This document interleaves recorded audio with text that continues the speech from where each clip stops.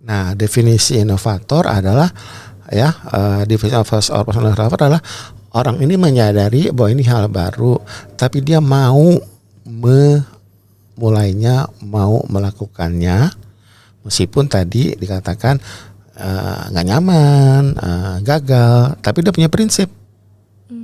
Apa tadi? Kalaupun gagal, tapi di situ lah letak pelajarannya. Ya. Jadi ada satu buku yang kalau kalian ada buku lain tidak ada materi lain tapi ada materi pembelajaran yang saya adopsi. Bukunya bernama Sometimes You Win, Sometimes You Learn. Kadang-kadang dalam bahasa ini peribahasa umumnya adalah kadang-kadang kita menang, kadang-kadang kita kalah. Ya, biasanya ya umumnya gitu. Terus dicoret oleh si penulis ini dengan kreatifnya. Jadi ketika kita kalah, justru kita belajar. Ketika kita merasa tidak nyaman, justru kita belajar. Ketika kita macam-macam. Dan orang yang memilih tetap belajar dalam kekalahan, tetap belajar dalam kegagalan itu, sesungguhnya dia sudah seorang inovator atau memiliki ciri-ciri jiwa inovator. Orang inovator tuh pasti orang yang mau belajar pasti, dan belajar itu nggak nyaman gitu ya. Jadi seperti ini, balik lagi ke sini tadi angkat-angkat ini belum diomongin. Zaman 3 tahun yang lalu kita pakai ini kan kita nggak nyaman. Iya betul Pak. Nggak nyaman banget gitu, dan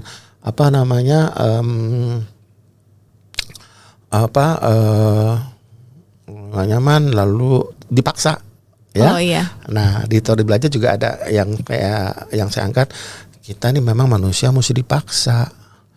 Kenapa? Ya manusia itu pintar, manusia itu ada banyak kecerdasan yang hanya Tuhan berikan pada kita ya, dengan binatang tidak, karena volume otaknya punya berbeda. Jadi kita mesti dipaksa. Kamu mungkin pernah dengar ya, dipaksa, terpaksa, bisa, biasa, jadi budaya. Budaya itu berarti gak susah diubah. Nah saya tertawa nih bicara mengenai budaya tadi. Saya kemana-mana tetap bawa ini. Gak enak aja kalau gak bawa ini. Bahkan ada ada persiapan satunya lagi. Oh ya sama Pak, saya juga gitu. Ya, karena apa? Kalau teman perlu, iya betul. Perlu gitu ya, dan atau saya perlu gitu. Berarti alhamdulillah kalau gitu Mbak Jian, kita sudah menjadi biasa, bisa menjadi budaya pada hal yang baik, dan itu kita sudah menjadi inovator juga. Karena inovator itu pasti dia menjadi teladan bagi yang lain. Ulang ya, menjadi teladan. Ya, mungkin ada orang tanya, Pak Hirmana, kan pemerintah sudah mengizinkan KPK ini lagi, gitu. Bahkan di transportasi umum nggak pakai lagi. Terus saya tetap pakai. Karena apa? Ya saya ingin menjadi contoh. Memang nggak pakai lagi, tapi kan untuk keinian saya, kepentingan saya. Iya betul. Kita nggak tahu orang batuk di sono gimana, dia nggak pakai masker. Iya betul Pak. Masker. Saya sendiri kalau lagi batuk, artinya gimana yang lain. Jadi itu menjadi contoh. Jadi Mbak Jian dan kawan-kawan boleh aja mengatakan inovator adalah seorang role model, seorang contoh yang baik, gitu ya. Dan dengan demikian kan itu dianjurkan oleh agama ya, menjadi contoh yang baik kan. Iya. Ya kalau kata Angelina itu menjadi saluran berkat atau menjadi berkatnya sendiri. Setuju Angelina? Gitu. Jadi saya buat sederhana, populer aja istilah-istilah ini ya. Iya Pak. Jadi inovasi nggak perlu yang berat-berat, tapi seperti itu. Gitu. Dan TP itu bawaan oroknya itu anak-anak TP itu yang membedakan dengan anak-anak bukan TP di fakultas kita ilmu pendidikan. Anak TP itu menjadi contoh, menjadi role model. Atau nanti di akhir mata kuliah juga ada istilah namanya agen pembaruan. Oh iya. Agents of change gitu. Nah biasanya agen pembaruan tuh banyak atau sedikit? Agen pembaruan Logikanya banyak atau sedikit agen pembaruan? Agen pembaruan itu Inovator banyak atau sedikit? inovator tentu sedikit ya. Sedikit. Iya. Kalau misalkan agen pembaruan Sedikit juga. sedikit. Jadi kalau merasa sendirian, nggak apa-apa. Justru hendaknya kita merasa bangga, bersyukur pada Tuhan bahwa aku ternyata yang dipilih oleh Tuhan karena aku juga memilih diriku sendiri menjadi agen pembaruan, menjadi role model. Terserah dalam bidang apa aja. Misalnya Mbak Cica senang dengan lagu-lagu anak-anak, boleh. Ya, baik di belakang ini dengan lagu dangdut boleh. Angelina dengan lagu-lagu rohani boleh, misalnya begitu. Di bidangnya masing-masing. Ya, karena Tuhan punya pendidikan definisi populer adalah membantu orang lain menemukan talentanya, menemukan jati dirinya, begitu ya. Nah, saya kalau kalian perhatikan lebih banyak ngomong yang inovator daripada yang legacy.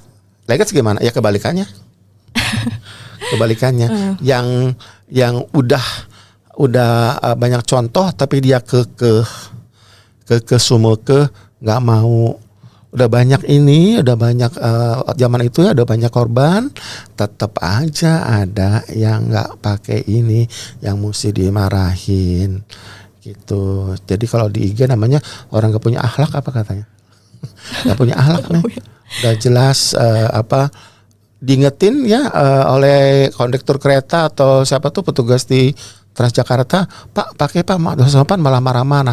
Saya pernah lihat marah-marah Bapak itu malah jadi atau pakai ada di sini ya di dagu gitu ya. Itu ketahuan bodohnya ya kan, bodoh nggak usah pakai sekalian ya kan, berarti kan di dagu ini kan banyak kotoran. Oke ya. Yeah. Nah kalau early adopters itu seperti tadi ada inovator, niatnya sudah seperti inovator, tapi dia lihat-lihat dulu. Oh, kalau yang early adopters ya dia lihat-lihat dulu. Lihat-lihat dulu. Jadi masih ada kalkulasinya, pertimbangannya gimana ya, gitu.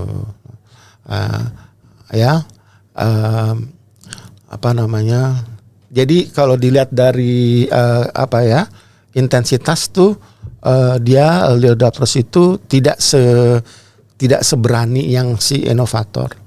Jadi Mbak Jian dan kawan-kawan perhatikan, inovator itu yang begitu yakin dengan pendiriannya. Pendirian kan merupakan gabungan dari pemahamannya ya, rasionalnya dengan imannya yang dia yakin, yang dia pegang. Jadi dia jadikan satu itu, jadi dia begitu yakin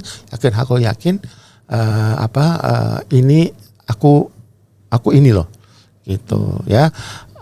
Oleh karena itu sering kita dengar inovator itu sepertinya mendahului zamannya katanya tuh. Oh ya. Mendahului zaman. Jadi belum dia sudah belum orang awam. Jadi belum orang awam, belum banyak orang, maksud saya pun orang awam, belum banyak orang mengenal, memahami itu, menduga itu dia sudah mengantisipasi